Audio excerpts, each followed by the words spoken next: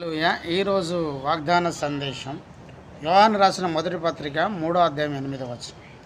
అపవాది యొక్క క్రియను లయపరచుటకే దేవుని కుమారుడు ప్రత్యక్షమైన ప్రభువైన యేసుక్రీస్తు ఈ వాక్యం దీవించిన కాకమని ప్రార్థన.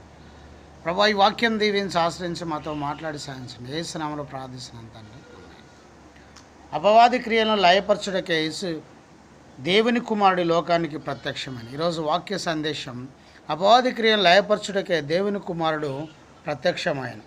అపవాదైన సాతాను విశ్వాసులను నీతిని జరిగింపనీయక అపవిత్రత వైపు శోధిస్తాడు గనక ఆ అపవాది క్రియలను లయపరచుట కొరకే దేవుని కుమారుడు ఈ లోకంలోకి వచ్చాడు. మరి అపవాది క్రియలు అనగా ఏమిటంటే, మొదటిగా నరకమునకు తీసుకెళ్ళుట. మొదటి పాయింట్ మత్తయి సువార్త 25వ అధ్యాయం 41-43 వచనాలు. రెండో పాయింట్ శోధించుట. మత్తయి సువార్త 4వ అధ్యాయం 1-10 వచనాలు. మూడోదిగా దుర్నీతి పరులుగా చేయుట. మత్తయి సువార్త 13వ అధ్యాయం 39-41 వచనం. నాలుగోదిగా వాక్యము నమ్మిన రక్షణ పొందకుండానట్లు చేయుట. లూకా సువార్త 8-12. ఐదోదిగా సత్యమందు నిలవనీయకుండా చేస్తుంది. యోహాను సువార్త 8:44. ఆరోదిగా రోగములు కలగజేస్తుంది. అపోస్తల కార్యం 10:38. ఏడోదిగా సమస్త కపటము దుర్నీతి కలిగి ఉంటారు. అపోస్తల కార్యం 13:10.